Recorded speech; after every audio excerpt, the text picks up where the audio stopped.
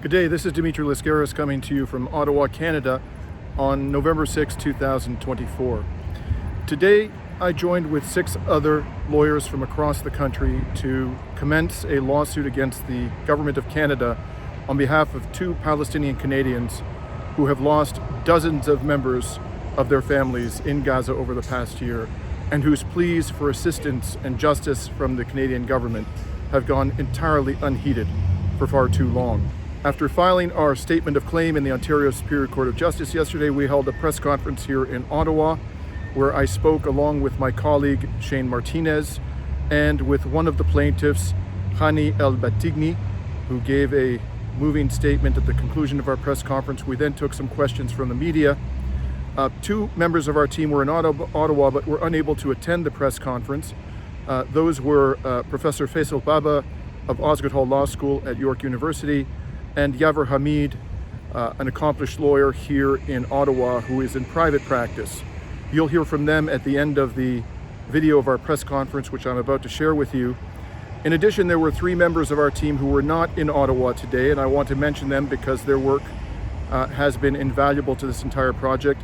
Asaf Rashid, a criminal lawyer in Halifax, Jouman El-Asmar, an immigration lawyer in Edmonton, and Professor Emilio Dabed, a professor of law of Chilean Palestinian origin who is traveling this week. I hope that the Canadian government will finally understand that citizens of conscience will take all lawful measures to bring an end to this genocide and to hold all those accountable who must and should be held to account. This is a historic lawsuit. We don't know how it's going to play out, but you can be sure that all 7 of these lawyers who are working on a pro bono basis will do the utmost to achieve justice at the end of the day.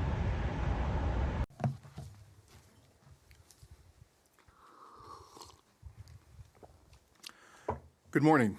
My name is Dimitri Lascaris. I'm one of 7 lawyers in the Coalition for Canadian Accountability in Gaza. We represent 2 Palestinian-Canadians, Hani AlBanna and Tamer Jarada. Mr. Batniji is here to my right today. On March 13th, 2024, our clients, who have lost dozens of family members to Israel's attacks on Gaza, announced their intention to pursue claims against Canada's government. Since then, the Canadian government has done nothing to address their pleas. Yesterday, we filed a civil claim on their behalf, seeking declarations from the Ontario Superior Court of Justice that Canada has failed to fulfill its duty to take all reasonable measures within its power to prevent genocide, and has violated the charter rights of our clients. For more than 1 year, the world has watched in horror as Israel has perpetrated a genocide in Gaza. Israeli munitions have burned Palestinian refugees alive. Israeli snipers have shot Palestinian children in the head while they were playing in or near their homes. Doctors have been forced to perform amputations on Palestinian children without anesthetic. Palestinian children have been crushed and trapped in collapsed buildings, targeted by Israel's Western-supplied bombs.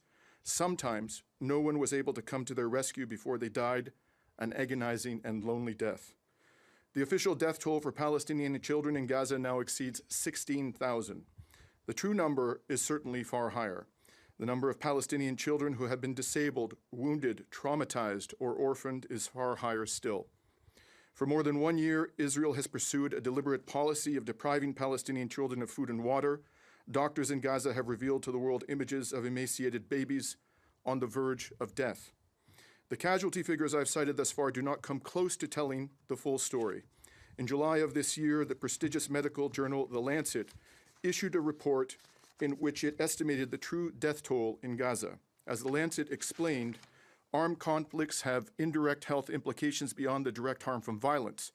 Even if the conflict ends immediately, there will continue to be many indirect deaths in coming months and years. In recent conflicts, such indirect deaths range from 3 to 15 times the number of direct deaths. The Lancet applied a conservative estimate of 4 indirect deaths per 1 direct death to the 37,396 official deaths reported at that time, and thereby opined that 186,000 deaths could very well be attributable to Israel's war on Gaza. In a report issued on October 10th, the UN Independent International Commission of Inquiry on the occupied Palestinian territory in Israel documented that Israel had perpetrated a concerted policy to destroy Gaza's healthcare system as part of a broader assault on Gaza. The Commission also investigated the treatment of Palestinian detainees in Israel and of Israeli victims since October 7th and concluded that Israel is responsible for torture and sexual and gender-based violence. There's more. Israel has repeatedly bombed UNRWA-operated schools where the displaced were sheltering. Israel has destroyed the universities of Gaza. Throughout this parade of horrors, Canada's support for Israel has not wavered. Although Justin Trudeau and Melanie Joly periodically express their grave concern for the plight of Palestinians, not once have they backed up their purported concern with real action. Canada has imposed no meaningful sanctions on Israeli political or military leaders. It continues to allow Canadian citizens to serve in Israel's military. It continues to permit Canadian-made military equipment to be delivered to Israel and even purchases deadly weapons from Israel. Canada also continues to accord trade benefits to Israeli businesses, including those situated in illegal West Bank settlements. Canada continues to accord charitable status to Canadian entities that funnel money to Israel or that are devoted to whitewashing Israel's crimes. On January 26th of this year, the International Court of Justice ruled that it was plausible that Israel is committing genocide within the meaning of the Genocide Convention. On that very day, Canada suspended funding for UNRWA, the main humanitarian agency operating in Gaza. It did so based on allegations by Israel, the perpetrator of this genocide, that a tiny number of lower-level UNRWA employees had participated in the October 7th attacks. Months later, belatedly, Canada restored its funding for UNRWA, but only after the international media revealed that Israel's allegations were not supported by even a shred of credible evidence. Canada has done nothing, emboldening Israel to be more brazen. Israel, in fact, has now designated every major human rights organization in Palestine as a terrorist entity.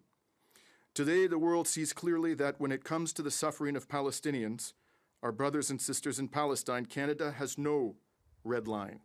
There's no atrocity Israel can commit that would end Canada's support for Israel. Our clients and all Palestinian Canadians are in effect victims of Canada's anti-Palestinian racism. Confronted by so much pain and so much government indifference to their agony, our clients have decided to seek justice. As stated by former U.S. Supreme Court Justice Louis Brandeis, sunlight is the best disinfectant. Aided by a team of lawyers who are pursuing this litigation on a pro bono basis, Hani and Tamer, our clients, will shine a cleansing light on Canada's indefensible support for Israel's genocidal regime. Moreover, neither they nor their lawyers will cease until Canada has been held accountable. Even if Israel stopped its genocide tomorrow, this litigation will continue. We will not relent. We will not give Canada's government a free pass. I now invite my co-counsel, Shane Martinez, to address the legal nature of our client's claims. Shane is a lawyer with the Canadian branch of the International Centre of Justice for Palestinians, whose practice is focused on criminal and human rights law. And after my colleague has spoken, Hani will make a brief statement, and we will then take questions from the media.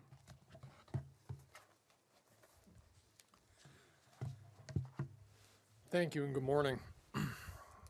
The case announced today marks an important milestone in holding Canada accountable for failing to take reasonable measures to prevent Israel's genocidal campaign against the Palestinian people. Canada refuses to uphold the rule of law where Israel's armed forces are concerned. This refusal to act, in combination with Canada's bolstering of Israel's military capabilities, has had devastating consequences for Palestinian-Canadians, including our clients. These consequences have engaged two of the most important legal instruments, the Convention on the Prevention and Punishment of the Crime of Genocide and the Canadian Charter of Rights and Freedoms. Our claim alleges that Canada, by failing to fulfill its legal duty to take all reasonable measures to prevent the crime of genocide against the Palestinian people in Gaza, did causally contribute to violations of our clients' rights under the Charter. I'll first share some background information on our clients.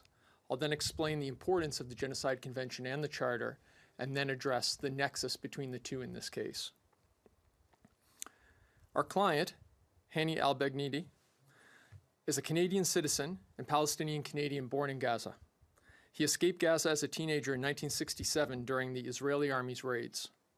He later moved to Canada in 1989, residing here with his wife and children. On September 20th, 2023, Hani returned to Gaza for the first time. When Israel began bombing Gaza in early October 2023, Hani and his relatives fled from neighborhood to neighborhood, evading the attacks. They endured harrowing conditions and scarce resources. Despite multiple evacuation attempts coordinated through global affairs, Hani repeatedly faced setbacks and danger. After a near-fatal bombing injured him on November 6, he finally crossed into Egypt. Tragically, while in Cairo, he learned that several family members, including his niece and her young children, were killed in airstrikes. Hani later sought to bring surviving relatives to Canada under a special refugee program, but found himself ineligible due to his financial situation as a pensioner. Tamer Jarada, a Palestinian-Canadian from Calgary, moved to Canada in 2011, where he resides with his wife and 2 children. When Israel's attacks on Gaza began in October 2023, Mr. Jarada was consumed with fear for his family's safety. Most of his relatives were sheltering in Gaza, but with each passing week his family grew smaller as his mother, father, 2 sisters, 2 nephews, an uncle and his wife, 3 cousins and their spouses, and children of 2 of those cousins were all killed in Israel's ongoing bombardment. In a desperate effort to save his surviving relatives, Mr. Jarada applied on January 9, 2024 to bring 14 family members to Canada through a temporary resident visa program. While his sister and others managed to reach Egypt, bureaucratic delays and restrictive visa processing left most of his family stranded. As of August 19, 2024, of the 14 members he sponsored, only 2 of his spouse's unmarried siblings have been granted visas and were allowed to enter Canada. His family's situation remains precarious, while Tamer continues to grapple with trauma, unfulfilled Canadian assurances, and an uncertain future for his loved ones. The Genocide Convention is a cornerstone of customary international law, and as such is automatically adopted into Canadian common law as a means of combating the odious scourge that is genocide. The duty to prevent genocide is enshrined in Article 3 of the Genocide Convention, and it imposes a legal duty on states to act within their capabilities and to take all reasonable measures to prevent genocide when there are grounds to believe that it could occur. The duty is so important that it prevails over conflicting treaties or domestic law, thus reflecting the international community's recognition that it is imperative to prevent this crime of all crimes. Canada, as a party to the Genocide Convention, has a legal duty to act within its capabilities to prevent genocide when there's reasonable grounds to believe that it could occur. In this context, Canada's duty to prevent genocide compelled it to take all reasonable actions within its power to stop the assault on Gaza. Although Canada hasn't always succeeded in preventing genocide, it has a well-established track record of trying to do so by taking meaningful actions against perpetrators and providing meaningful support to victims. But instead, as has been outlined by my colleague Mr. Lascaris, over the past year, Canada has taken no meaningful action to exert diplomatic, economic, or military influence over Israel, even while hundreds of Palestinian-Canadians, including Mr. El-Batnigi, desperately tried to escape Israel's indiscriminate bombing of Gaza. Canada took no action to restrain Israel. Worse still, it facilitated record levels of arms exports, engaged in military cooperation, allowed groups in Canada to recruit volunteers for the Israeli military, and failed to stop organizations with charitable status from subsidizing the operations of Israel's Ministry of Defense. Canada's actions and omissions towards a plausible campaign by Israel to destroy the Palestinian people of Gaza violated its duty to prevent the crime of genocide, a duty imposed on it by the common law and the Genocide Convention. The Charter forms part of Canada's Constitution and protects the civil rights of Canadians against government action. Sections 7 and 15 of the Charter are engaged by this claim. Section 7 of the Charter provides that everyone has the right to life, liberty, and security of the person, and not to be deprived thereof, except in accordance with the principles of fundamental justice. The guarantee of fundamental justice applies to deprivations of security of the person by foreign state actors if there's sufficient causal connection between Canada's conduct and the deprivation. This does not require direct causation, but rather a meaningful or substantial link between Canada's actions and the harm suffered, where the harm is a foreseeable consequence. Mr. El-Batnigi claims that Canada's failure to take all reasonable measures within its power to prevent Israel from committing the crime of genocide against the Palestinian people, in addition to its collaboration with Israel, contributed to a deprivation of physical and psychological security of the person, while he was attempting to survive and escape Israel's military bombardment of Gaza. Section 15 of the Charter provides that every individual is equal before and under the law and has the right to equal protection and equal benefit of the law without discrimination. The claim alleges that Canada discriminated against Mr. El-Batnigi and Mr. Jarada in two ways. First, Canada discriminated against Mr. El-Batnigi when it failed to take all reasonable measures within its power to prevent Israel from committing the crime of genocide, arbitrarily departing from its history of fulfilling that duty in other plausible cases. Second, Canada discriminated against Mr. El-Batnigi and Mr. Jarada when it denied them access to reasonably functional immigration and evacuation programs such as those it provides to Canadians seeking refuge for themselves or family members from other parts of the world. Canada's conduct was based in whole or in part on Mr. El-Batnigi and Mr. Jarada's race, religion, or ethnic or national origin as Palestinians and Muslims. In closing, Canada's failure to fulfill its duty to prevent genocide, even amidst glaring warning signs, is an omission of such egregiousness that it would shock the conscience of Canadians. Such shock would be compounded further by the fact that Canada maintained its course of conduct in the face of full knowledge of the potential risks. And for these reasons, the Coalition for Canadian Accountability in Gaza has filed this claim seeking declarations from the Ontario Superior Court that Canada has failed these duties and has violated the rights of Mr. El-Batnigi and Mr. Jarada. And now I'll welcome Mr. El-Batnigi to share his comments as well with us. Good morning. My name is Hani Batniji. I'm Palestinian-Canadian from Gaza who lives in Ottawa. Almost 1 year ago today, I stood here in a press room on Parliament Hill to tell my story.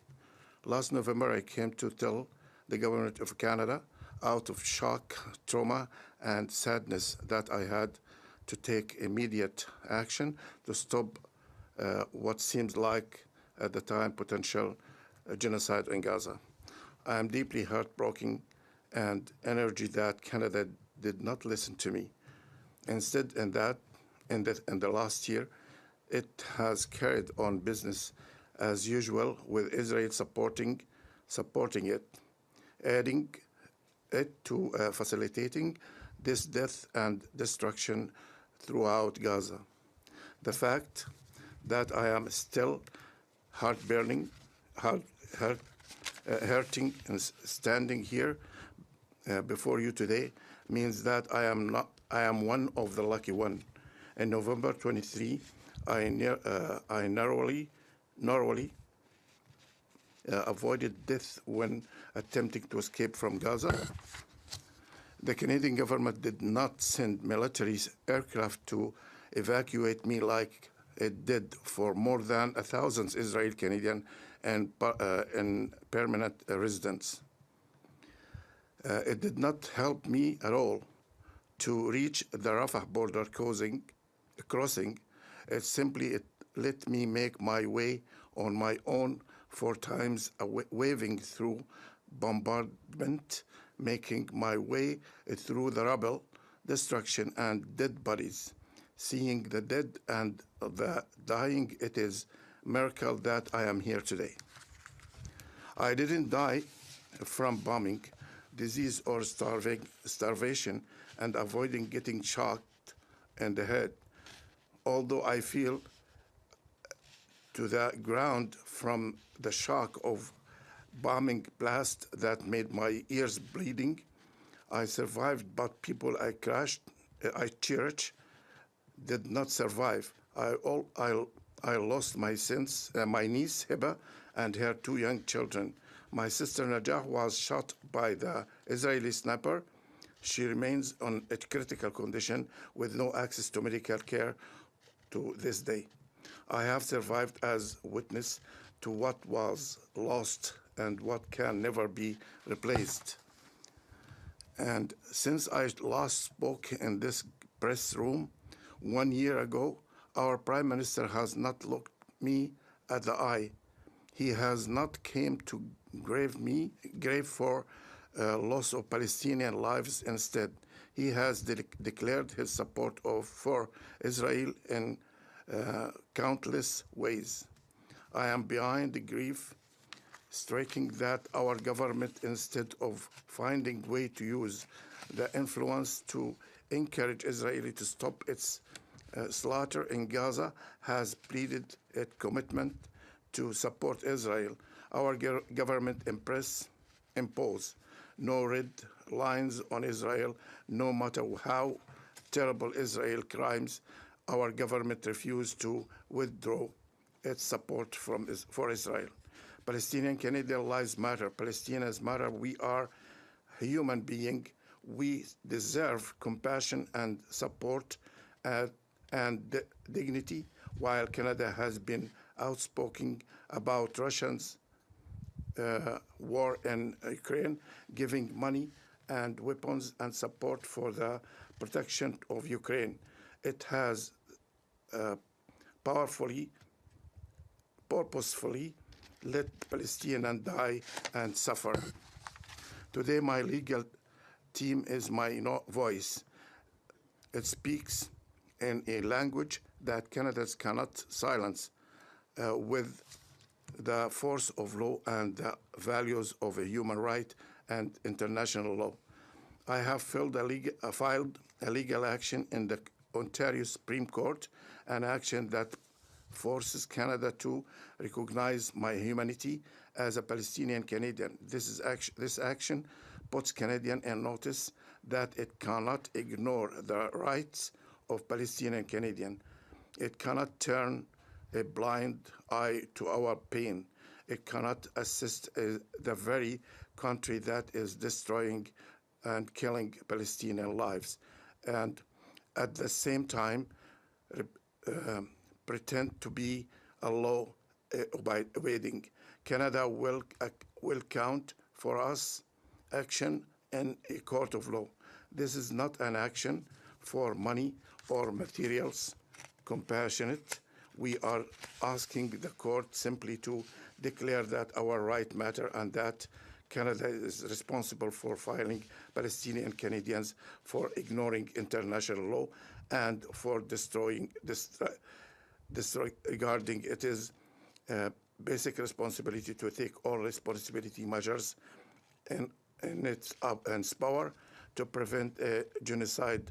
The world is waiting. Canada, we wait for response. Thank you.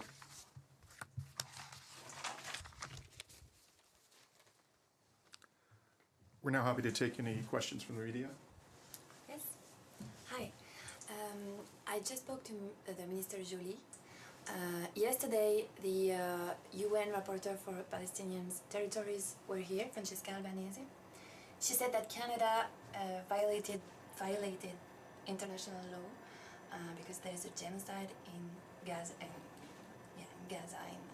in Palestine. And Minister Joly just said that she basically Canada was doing exactly what the rapporteur tell them to do. So, but yesterday the rapporteur was really clear. Canada is violating international law. So, what's your comment about that? And is Canada doing what Mrs. Joly said? I would have loved to have heard Madame Joly explain precisely in concrete terms what it is that Canada is doing to fulfill its obligations. As I indicated in my opening statements, and the extraordinary UN Special Rapporteur, Francesca Albanese, has specifically talked about this, Canada continues to send military equipment to Israel. Canada is even buying military equipment from Israel and thereby enriching the military contractors that are complicit in the mass murder of Palestinians. And I mentioned the fact that charitable status is being accorded by the Canadian government to pro-Israel organizations funneling money to Israel, whitewashing its crimes. Canada allows Canadian citizens to fight in Gaza on behalf of the Israeli military. In the case of Ukraine, Madame Joly, or I should say Deputy Prime Minister Chrystia Freeland, threatened any Canadians who fought on the side of Russia with prosecution. Not only was there no threat in this case, but the government knows that there are Israelis, Canadians fighting in Gaza where war crimes are being committed on a daily basis. So I could go on and on. There is simply absolutely no meat on those bones. Madame Joly is making empty declarations that are not backed up by any evidence. And we look forward to proving in a court of law that Canada has failed abjectly to fulfill its obligation to prevent genocide. I have another question. Sure. At the light of the U.S. election today, do you think what do you think Canada can do for Palestine, for peace in Palestine, in the conflict, despite the audit, in the bonus of the audit? What do you think Canada should do besides stopping every affair they have with Israel? I think what we have to understand is that no matter who was going to win the U.S. election, Palestine was going to lose, insofar as what the response of the U.S. government was going to be. We know that Vice President Kamala Harris was entirely involved in the shipment of practically all of the arms that Israel used to devastate and demolish Gaza. We know that now President-elect Trump is also intentioned to assist Israel however possible in trying to complete its mission of destruction. I think that right now this needs to be a wake-up call to people to continue to mobilize, to continue to raise their voices against the Canadian government. Canada should be speaking out just as much as it should be speaking out against what Israel's doing. They should be speaking out about what the United States is doing. The United States is the largest arms supplier to Israel. If it wasn't for the United States sending over 2,000-pound bombs, we wouldn't see what's happening right now. We wouldn't see this devastation. They're just as guilty, they're just as complicit as Israel is, and Canada needs to be speaking out against both countries. Do you think it's possible? To speak out against the United States, it's imperative. It has to happen. Yeah, but is it possible? Under this government? Yeah. No, this government has no interest in it. That's not where their priority. Pardon? Under what government could that change? That's up to the people to determine, but certainly not under this one. This government has been nothing short of complicit with what's happening, as Mr. Lascaris outlined, whether it's through letting charitable organizations subsidize the operations of Israel's Ministry of Defense in contravention of CRA policy, allowing organizations to recruit volunteers for Israel's military in violation of the Foreign Enlistment Act, continuing military cooperation between Canada and Israel under the Canada-Israel Strategic Partnership. These are all just a few examples of what Canada is engaged in right now, in addition to continuing to ship arms to Israel in violation of the Arms Trade Treaty. So this government has no priority whatsoever for standing up for the Palestinian people, and that's why the people themselves need to stand up to this government. Right, and my last question would be, as I'm the only media here, do you think that mobilization can be still a way to change people's minds? Not government's minds, but people's minds. I just want to make sure I heard you correctly. You said mobilization? Yeah. I think at this stage we need to use every tool in the toolkit.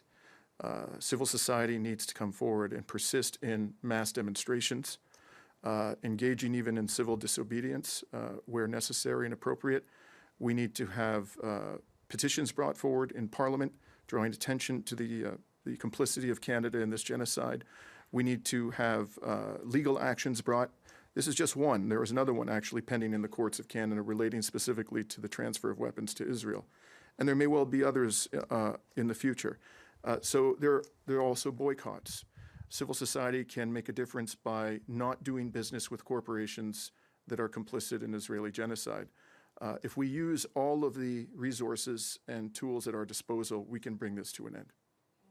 Courts, can Canada be, you said this government was complicit, so is there any way the law can do something?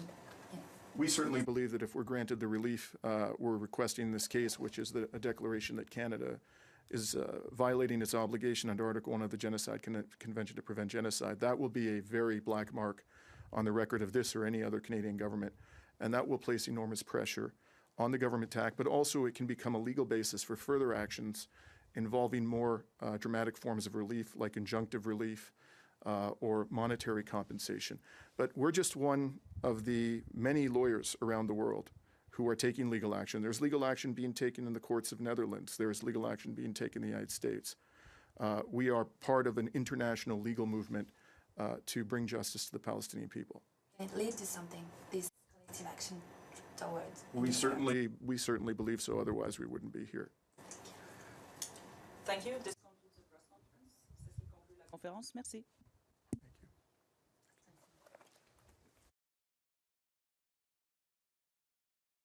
Hi, I'm Faisal Bhabha. I'm an associate professor of law at Osgoode Hall Law School in Toronto.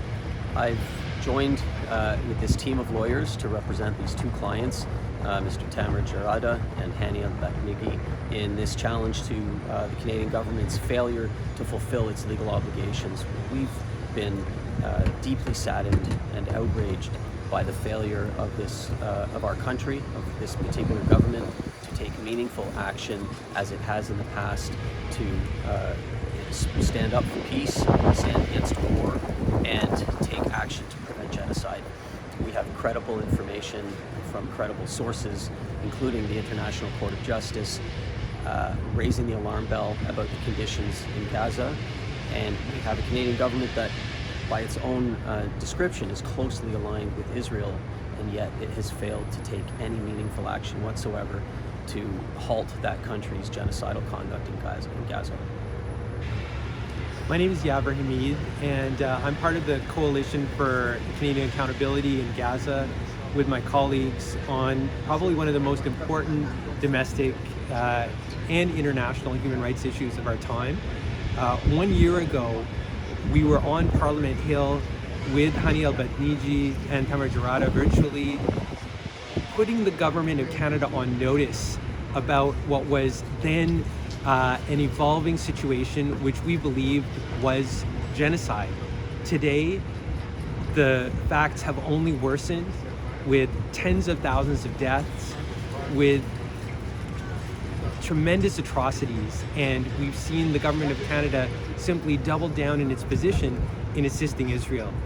There needs to be resistance. There needs to be resistance through the vehicle of law, and our coalition is putting this question squarely before the courts, and we hope to set an important precedent for holding our government accountable for what it has not done and what it should be doing to take all reasonable measures to prevent the crime of genocide.